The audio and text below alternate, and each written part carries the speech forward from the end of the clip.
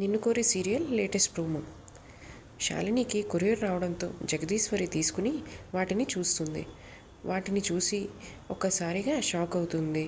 ఈలోగా కామాక్షి, శృతి రూమ్లో గొడవ పడుతూ ఉంటారు. ఒసే, ఆ పేపర్స్ ఎందుకు పంపించావే? నువ్వే కనుక శాలిని డివోర్స్ పేపర్స్ని బయట పెట్టావని తెలిస్తే శాలిని వచ్చి పెద్ద గొడవ చేస్తుంది అని కామాక్షి శృతిని తిడుతూ ఉంటుంది. ఈలోగా బయట నుంచి ఇదంతా చంద్ర గమనిస్తూ ఉంటుంది. ఓకే, ఈ పేపర్స్ పంపించింది శృతియా అని ఆలోచిస్తూ ఉంటుంది.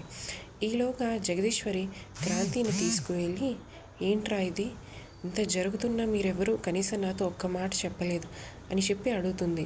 క్రాంతి ఏంటి ఆ పేపర్స్ అని ఓపెన్ చేసి చూడగా తన సంతకం అవి కనిపిస్తాయి. ఒక్కసారిగా తను షాక్ అవుతాడు, ఇవి ఎలా వచ్చాయి అనుకుంటూ.